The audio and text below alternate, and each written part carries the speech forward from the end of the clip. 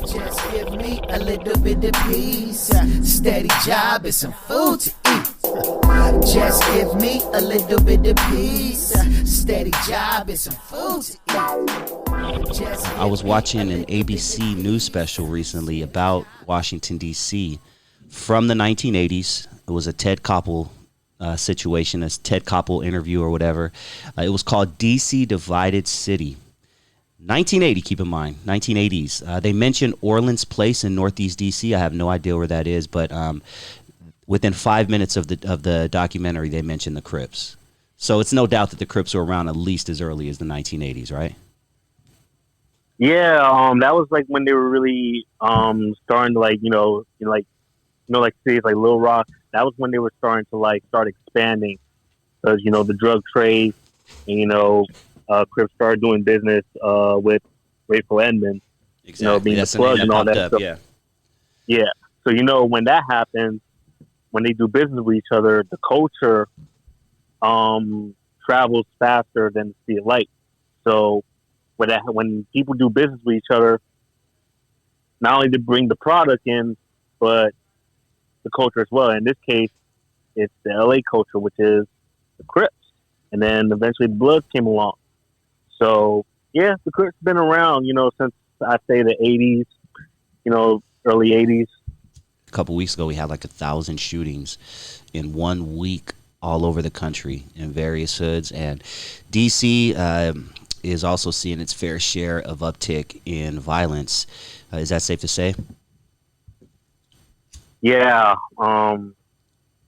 Just recently lost an 8-year-old boy. Really good football player. I saw the video today and all. Pretty sad. It's really sickening to see how like people. It's just normal that all these kids are dying over things that they don't even know what's going on, and that has nothing to do with them. All they're trying to do is just go out and play and just enjoy life. But they can't even do that because these crash dummy idiots just shooting around for no damn reason, like as if it's the 1800s in the Wild West and all that. Like, it's just really sad. Yeah. And it seems like the only time the media really cares about it is when it happens in a white neighborhood or to a white person. Yeah. Yep. I'm sure you heard about a month or so ago, just down the street from the White House, some dude was sitting in a cafe, and white dude, and he gets hit by a stray bullet. That was obviously meant for some gang members. Yep. National news story. Yep. It's always, whenever it's a white person involved, that's when they make it we got a problem here. You know what I'm saying? Or when it's other, say other minorities. You know what I'm saying? Take it back to 1988. I'm sure you heard about this, the Karen Tashima incident. Explain it. She was, well, from the best of my knowledge, she was a graphic designer from Long Beach.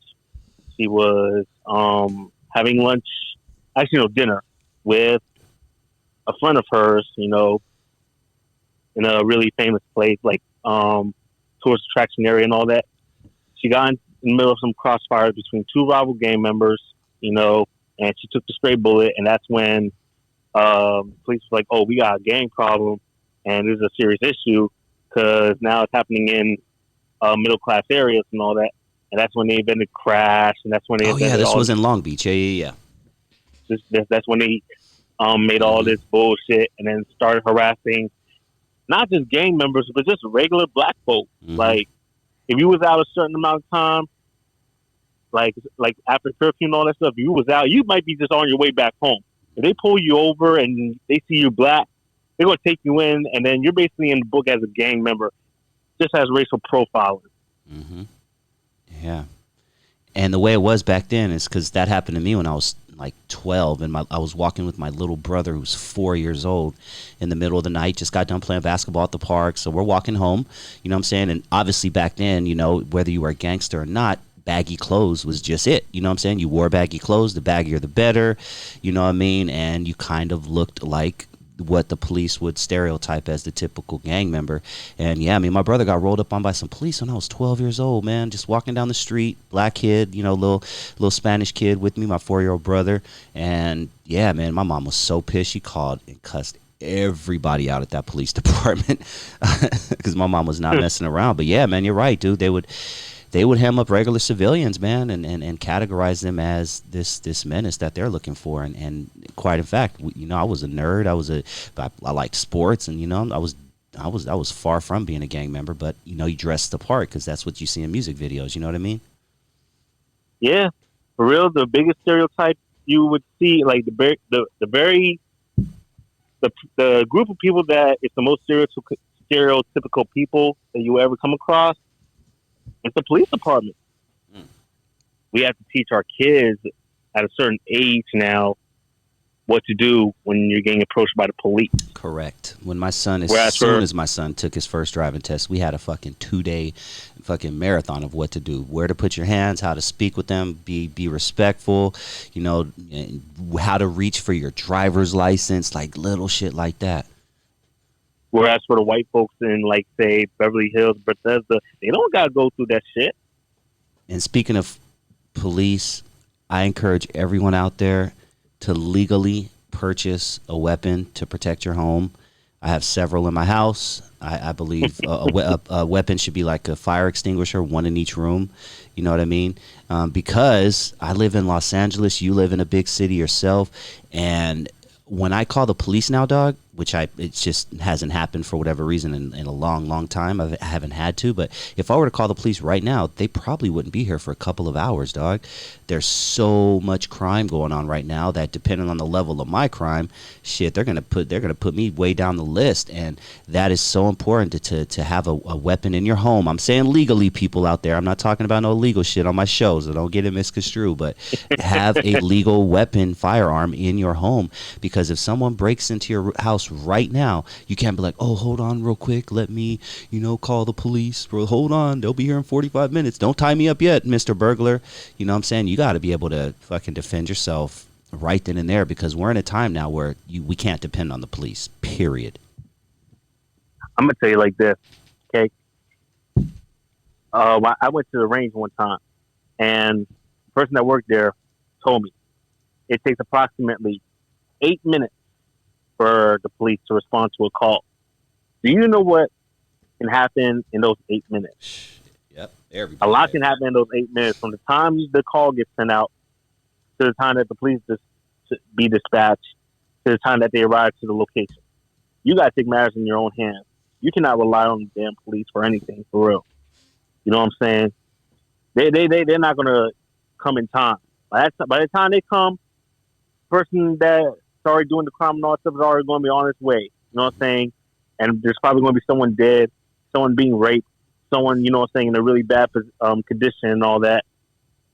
Where the fuck are they? You got to take matters in your own hands. Mm-hmm. You can't wait for anybody to do that for you. You got to do it for yourself, especially if you have something that you have worth. Like if you're someone that has a lot to lose, you definitely got to roll like that. Because you're not going to let nobody outside take that away from you. Mm-hmm. Your family, everything you built from the ground up, you're not going to let nobody just come and sabotage and take that away from you and violate. Just give me a little bit of peace, steady job and some food to eat. Just give me a little bit of peace, steady job and some food to eat. What's the laws like out in DC? Like, are you allowed to walk around with your pistol, let's say in the McDonald's? Because in California, I can't even walk to my front yard without having the shit properly separated and ammunition in one bag. Like there's the gun laws out here are super strict. That doesn't stop motherfuckers from shooting each other, but the gun laws are super strict. What are the gun laws like out in DC? Same thing. You can't walk around with shit, but motherfuckers still do it anyway. Yeah. You know what I'm saying? Like, what? Because think about it. When has these type of gun laws really, really helped people? Exactly. You know what I'm saying? Like, people go to pat regardless. Yep. Chicago has the strictest gun laws in the country, dog. And look at every week. And they got the sticks and they got the automatics. Mm-hmm. You know what I'm saying? They got all that shit. So ain't no motherfucking gun laws going to stop a damn thing. You know what I'm saying? But here's what people gotta understand. They always want to say, "Oh, these gangs are gun trafficking and all this other shit." First of all, you know what I'm saying? We don't have really like you heard them songs back in the day where they were like, we don't own no aircraft. Oh, We don't yeah. own none of that shit for the drugs. Like you people gotta really listen to that shit. You know what I'm saying? Like this shit didn't start, with gangs. Gangs weren't really the ones that was bringing that shit in. You know, I can't really say much about that shit, but what I'm gonna say is that it's not the people that people stereotype that say, oh, they're bringing the drugs and the guns in this country. That shit had to come from somewhere, Mhm. somewhere where it's like where the individual has really high access to it. You know what I'm saying? Yep. I talked to several OGs on my show from Los Angeles, who were banging back in the early 80s, late 70s, early 80s, and I've heard this story enough to put into my own mind that it has to be true. But there used to be, like, in the neighborhood, you'd be walking down the train tracks and come across a train. You go inside the train and it's full of guns. And I've Uh huh. heard this Uh story huh. too many times from Yep. OGs to say, I heard it this too. has to be true. I heard it too. And the answer to this question, like not answer, but think about it. Where do you think those guns? Like how you're just walking in your neighborhood, you always look in these train cars all the time. There's nothing there. Now all of a sudden, one night, Hmm. you walk in, and then all of a sudden you look in the same box cars, see if there's like a hobo or something like that. But all of a sudden you see these boxes, and then just guns just lying around in these train boxes. Those were not there as coincidence. Those were not put there as coincidence. Hmm. You know what I'm saying? These people know what exactly they're doing. They know exactly what they're doing. You know what I'm saying? Like this shit, like in my opinion, I feel like this shit's been planned from the get go. You know what I'm saying? They've been studying us. They've been studying how we conduct ourselves. They study our weaknesses and what drives us and all that. So what they do is that they put us in these different sections, these different neighborhoods and all that stuff, and then they try to make it that way. We living in limited conditions and all that, even where families are broken apart and all that. And then they feed us guns. So that way we can unleash our rage and anger, but we too busy killing one another. And yet we're the same person, same skin color. We shouldn't be mad at each other. We should be mad at the people that put us in these predicaments. Mm. Man. But it's been so long that's been going on. So now it's been embedded, and now what you're seeing now with the younger generation just shooting everywhere and just shooting up kids. These are just this is just the result of people just not giving a fuck anymore. Like they don't care. Oh, who we're supposed to go against? Oh, we supposed to go against them? Nah. They don't. They just don't care. Like they're just like whatever. And it's sad. It's really sad. Yeah. If people would have done something, like actually done something about it, like before, then maybe there could have been some changes. But unfortunately, we've been getting stomped, slapped around, all that for years, for decades, for centuries. Yeah. Like, what do people even care about anymore? Do they even care about themselves? Like, Yeah, and I don't know. it's going. See, I grew up in the 80s and 90s once again when LA was a war zone. Even if you're just a civilian like me, you had to keep your head on a swivel. You had to be careful what block you went down, dog. I remember you'd be walking randomly, go get some candy at the store. You walk down a random block and there's 40 Crips just on the corner. Like, you're like, oh shit. You know what I'm saying? And it fear. You're at fear as a 10-year-old kid, right? And I just remember there was a time where bullets were flying everywhere. Every other neighbor was getting shot that was around me, and we're going back in that direction, dog. And you know what that resulted in back then, Phantom? I know you're a little bit younger than me, but that resulted in the 1994 crime bill. Are you familiar with the 1994 crime bill? I heard a little bit about it. Okay, let me break it down for you real quick, and then I'd love your opinion. But All right. the whole country was on fire because crack cocaine was on the rise. Everything, just gangs was exploded. So there were drastic measures that needed to be changed. So in 1994, they did a crime bill. That's when all the laws started putting a lot of us behind bars. You know, the 3 strikes thing came out. You know, stuff like that, and a lot of people. Yeah, so a lot of there. I mean, yeah, there are black people and Latinos in jail right now for shit that they did. You know, back in 1993 or whatever the case is. But my point is we need to nip this in the bud as blacks and Hispanics, because we don't want the government to come in and start enforcing laws, enforcing curfews, because they got the big guns, dog. And when they bring them in, it's not going to be a good situation. And we don't want to go back to a 1994 crime bill that's just going to put more of us in jail. Now, I actually got a whole lot to say about this. Bear with me about this. Now, go ahead, dog. 1994.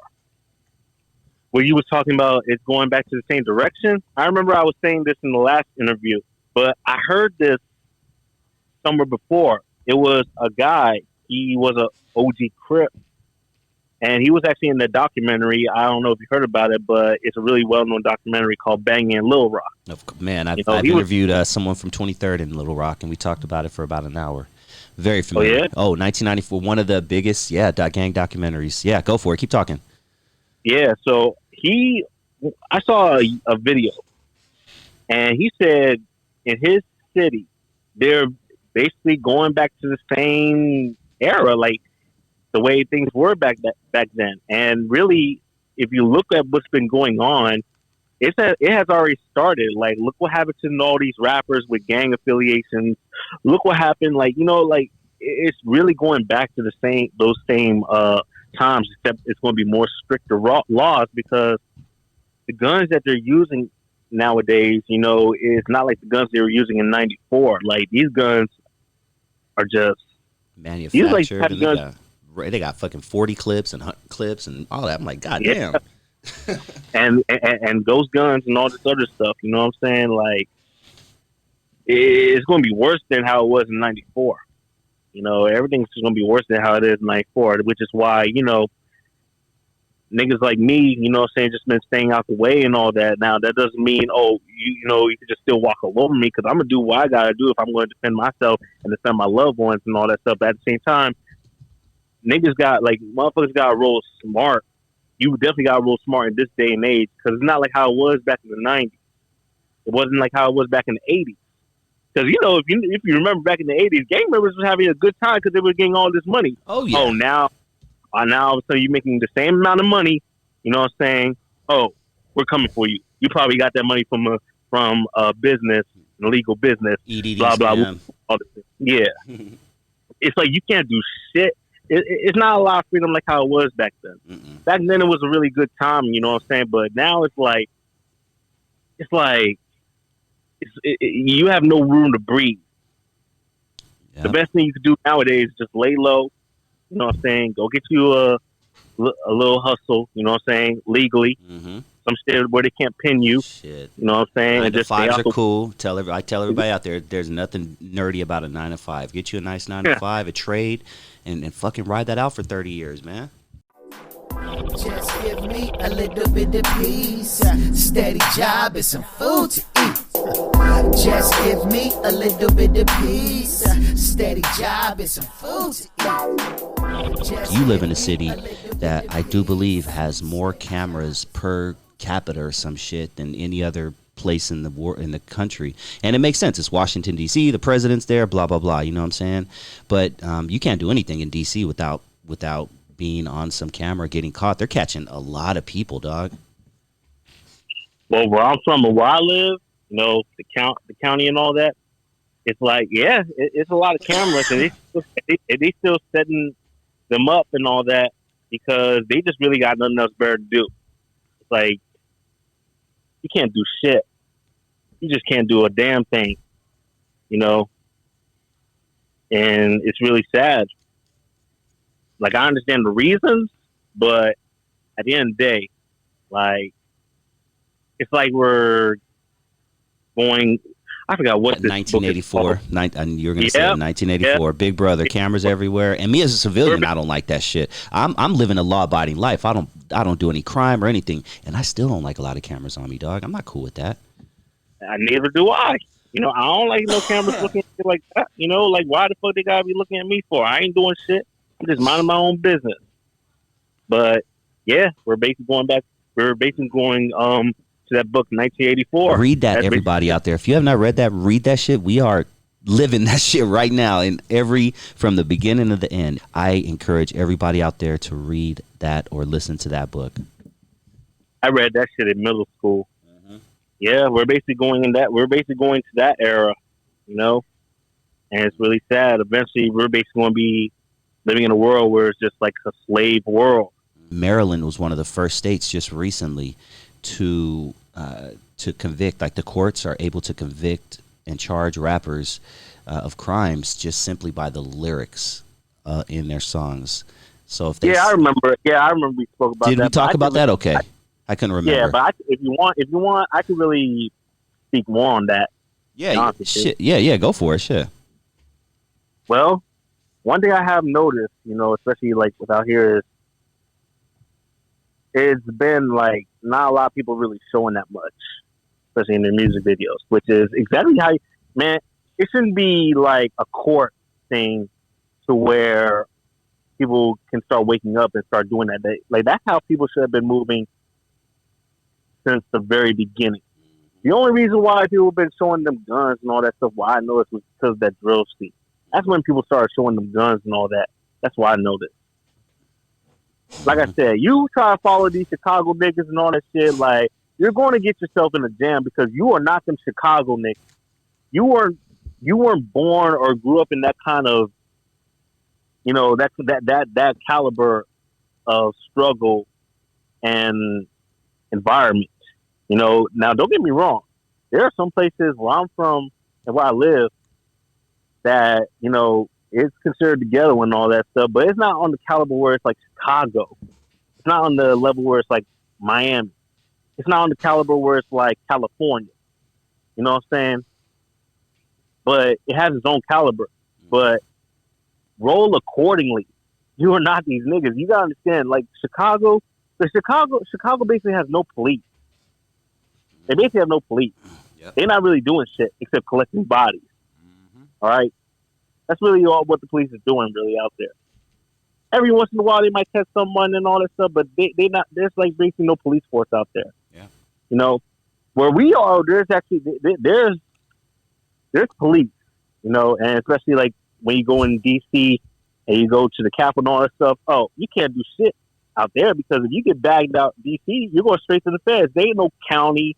They ain't no fucking jail. They ain't no. You're going straight to the feds. That's crazy. Because you are doing this shit where the president lays his head. Mm-hmm. That's capital class A felony right there.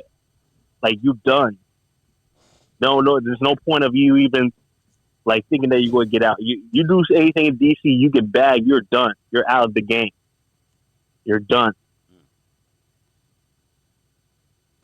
That's crazy, yo. I remember you.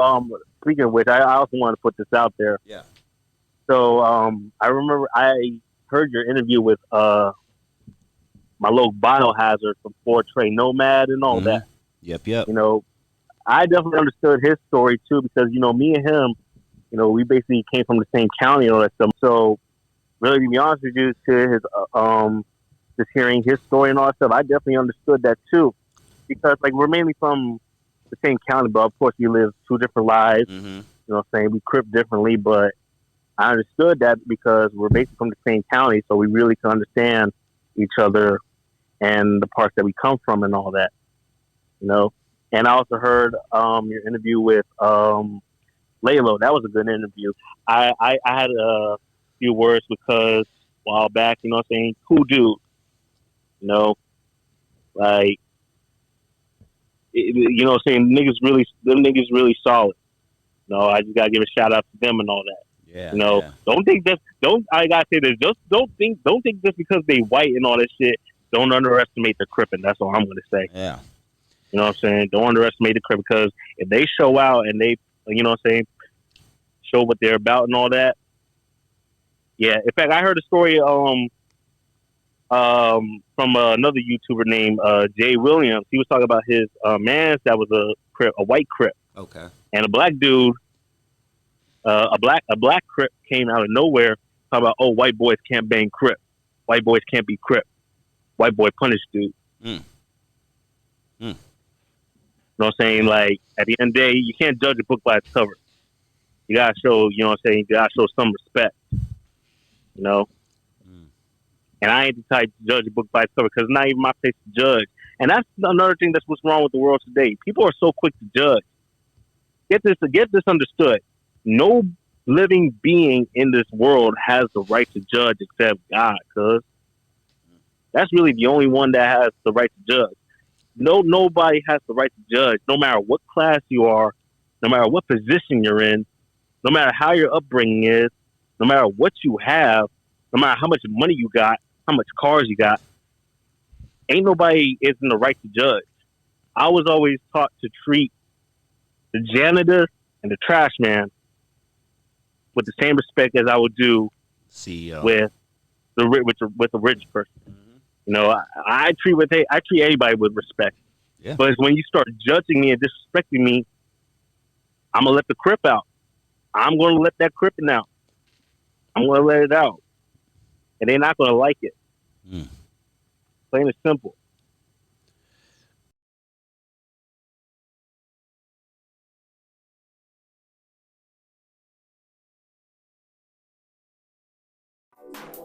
Just give me a little bit of peace, steady job and some food to eat.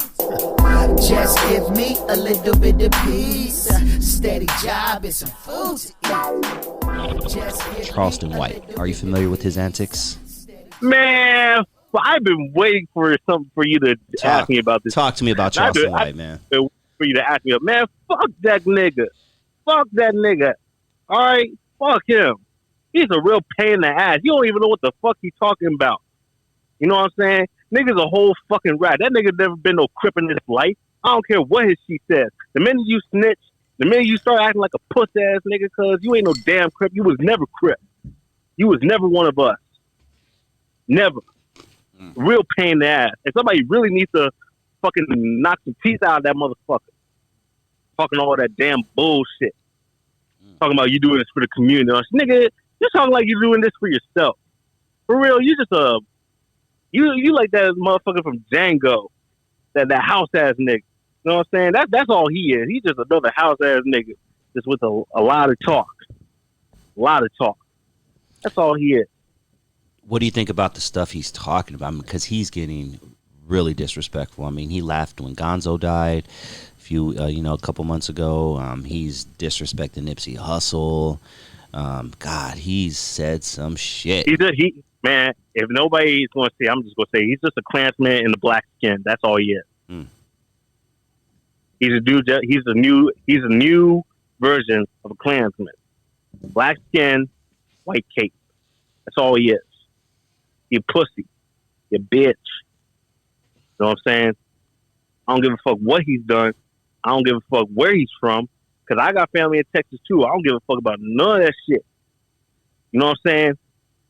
Nigga talking all that bullshit and then snitching on niggas doing all this blah, blah, woo and all this shit. Man.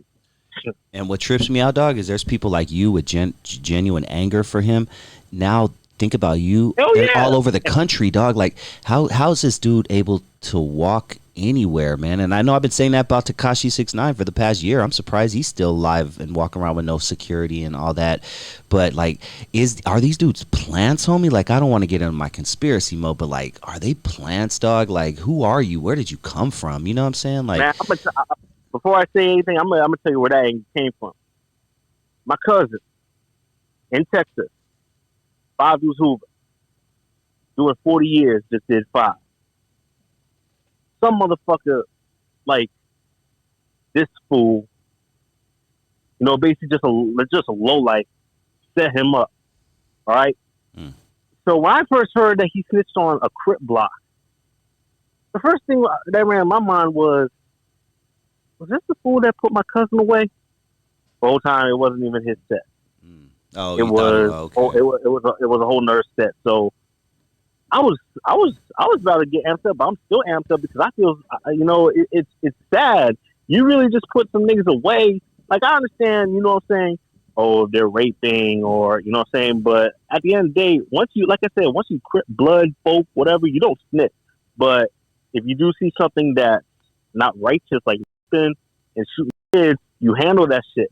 You handle that shit amongst you two, amongst men and all that shit. And whatever your set wants to do, they do with that shit. But the minute you start bringing law enforcement into this shit and all that shit, like, this is a really touchy subject because people like Charleston White just needs to go fucking rot in the ground, just fucking die. And I don't wish death on nobody, but people like him, they need to go because it's people like that that's going to take away a lot of fathers from a lot of children's lives. He's talking about he's doing this for his community, he's protecting his community. No, you're not. If anything, you tearing up the community more than what you say the Crips and Bloods are doing right now. Like, I just saw his interview, you know what I'm saying, with Mob James and all this stuff. Mm-hmm. There's actually some OGs out there right now in LA that's trying to push for peace and that's actually trying to put some shit together. Of course, it's not going to happen overnight. Of course, it's not going to happen, you know what I'm saying, in one day. It's going to take a while. Do you know how much damage, you know, we as a whole,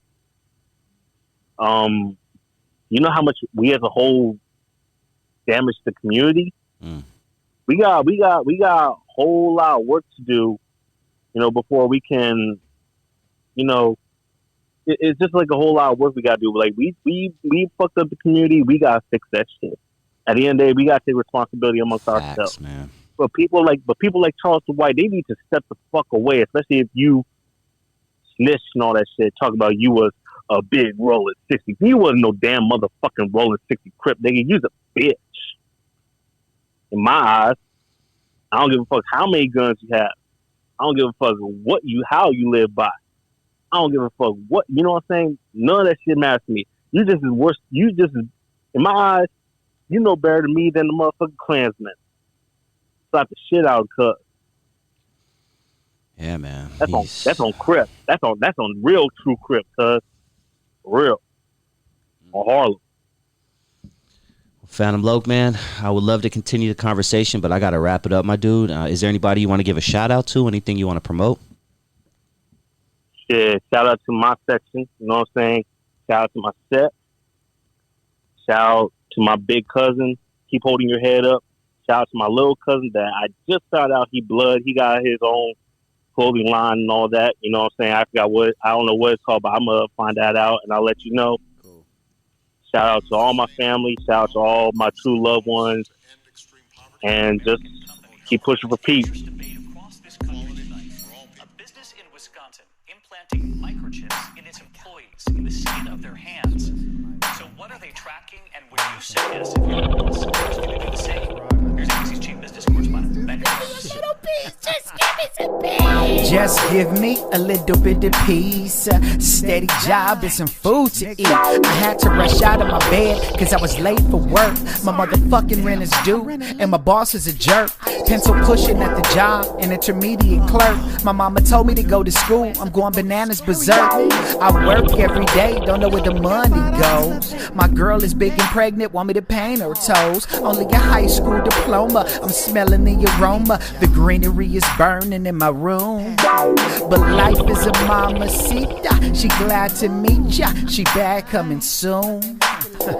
Better get the broom, my nigga, you clean up your house. You got a little more time to back out, cause she ain't your spouse. But do I love her, I need her, maybe respect how I treat her. But when I see my baby, I'ma wanna go and feed her. Just give me a little bit of peace, steady job and some food to eat. Just give me a little bit of peace, steady job and some food to eat. Just give me a little bit of peace, steady job and some food to eat. Just give me a little bit of peace, steady job and some food to eat. I was born in a space and time where people were stupid.